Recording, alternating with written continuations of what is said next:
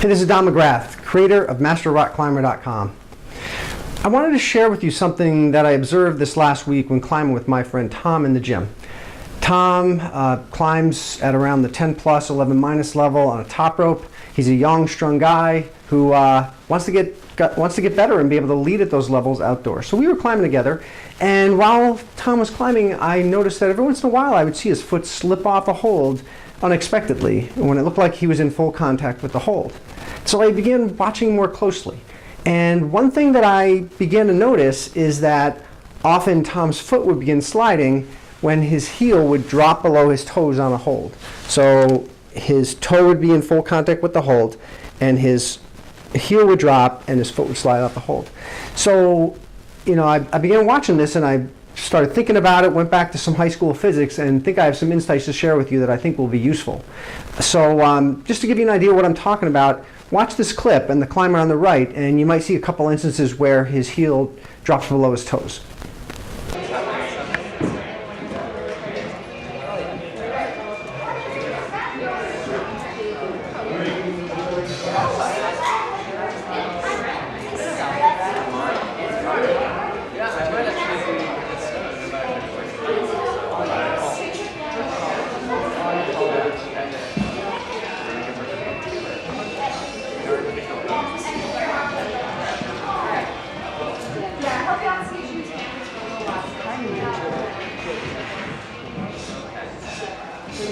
Nice.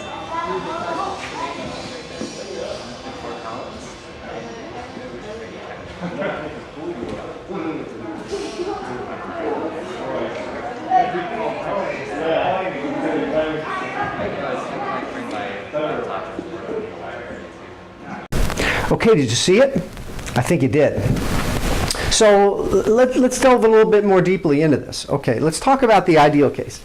The ideal case is when, and please don't make fun of my artistry, I'm not a very good artist, but I hope you get the concept. So this is a hold, and this is your foot. A pretty funny looking foot, but it's a foot nonetheless. The ideal case is where you are squarely on top of the hold, and all of your weight is pushing down on the hold, and the hold is pushing back on your foot with equal and opposite force. Okay?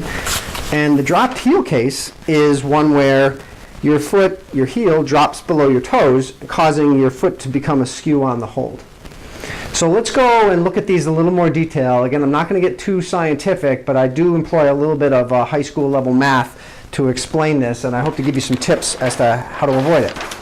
Okay, so let's look at this ideal case. The ideal case is where you're pushing down with all of your weight, this force F1 on the hold, and because things are not moving, things are in stasis, Newton tells us that those forces have to be equal and opposite. Okay, so this is the ideal situation, and one thing to note is that the force F1 equals your weight. Okay, it equals your body weight. Now let's look at the case, which is a lot more complicated, where you drop your heel.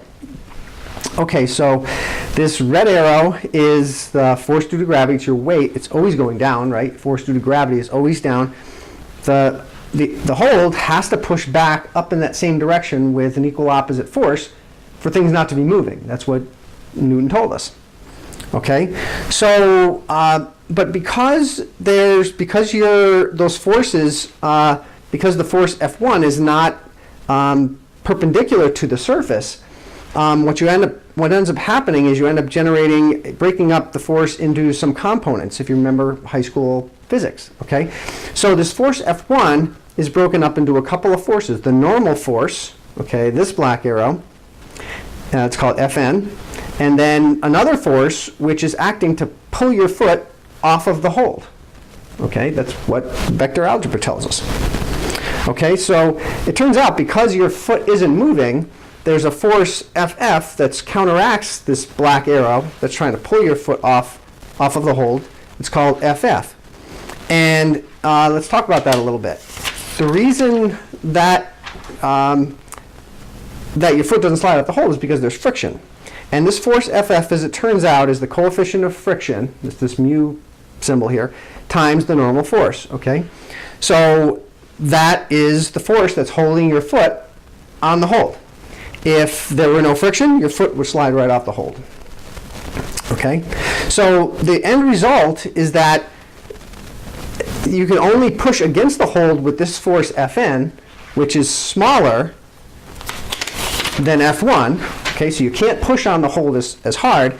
And then you also have this frictional force, which is holding your foot on the hold, and the fact that it stays still is dependent upon the coefficient of friction, which is purely dependent upon the properties of the rubber on your shoe and the hold. Now, as your foot begins to rotate more and more and more like this, it's much more highly likely that your foot's going to skate off that hold. Or if that is a slippery hold, your foot does not have to go very far before it slides off. Okay, so basic, simple high school vector algebra and physics will tell you that having your foot askew on a hold is not a good thing. Okay, especially if you're trying to push up. Okay, so I hope that gave you some insights as to why that's not good, and I hope you can begin to look for that and recognize that when you're coaching your partner or when your partner's coaching you. Now, so what am I going to do? What can you do about it? Okay. Well, here's a couple of tips. Okay, when you climb, think about keeping your heel even with or above your toes. Okay. It's actually much easier to keep your heel above your toes than even with this kind of a hard thing to do because you've got to be so precise.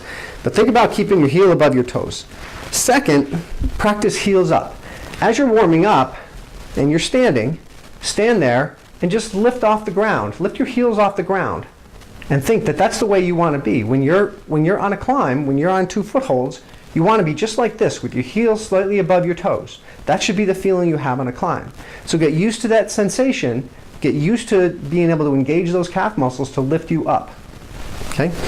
Secondly, I remember seeing an article a long time ago. J.B. Trudeau was saying that one of the keys that he felt in his climbing was when he would push with his feet, he would really, really push down with his toes.